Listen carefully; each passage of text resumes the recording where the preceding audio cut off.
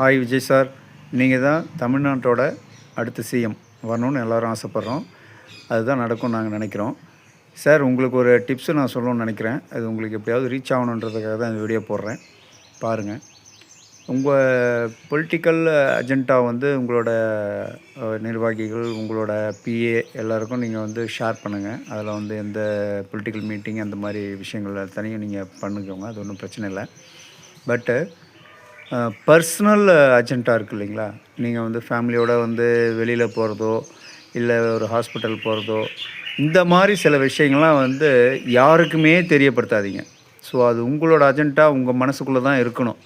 ஏன்னா நீங்கள் போகிற இடம் பார்த்தீங்கன்னா, அது உங்களுக்கு மட்டும்தான் தெரியணும். மற்றவங்களுக்கு அது தெரியக்கூடாது. சரிங்களா? ஒரு ஹோட்டலோ இல்லை ஹாஸ்பிட்டல், இந்த மாதிரி சில விஷயங்கள் மட்டும் நீங்கள் உங்கள் பர்சனலாக நீங்கள் மட்டும்தான் அதை டிசைட் பண்ணணும். வேறு யாருக்கும் ஷேர் பண்ணாமல் நீங்கள் போயிட்டு எது வேணாலும் பாருங்கள். இதுதான் உங்களுக்கு நான் கொடுக்குற டிப்ஸு. இது பயங்கர யூஸ்ஃபுல்லாக இருக்கும்.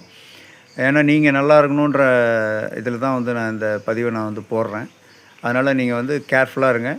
உங்களோட பர்சனல் ஆக்டிவிட்டீஸ், பர்சனல் அஜெண்டாவை நீங்கள் தான் டிசைட் பண்ணணும். யாருக்கிட்டையும் ஷேர் பண்ணாதீங்க. உங்களோட பிஏஓ இருக்கட்டும், யாராக இருக்கட்டும், யார்கிட்டையும் ஷேர் பண்ணாதீங்க. பர்சனலாக நீங்கள் ஹேண்டில் பண்ணுங்கள்.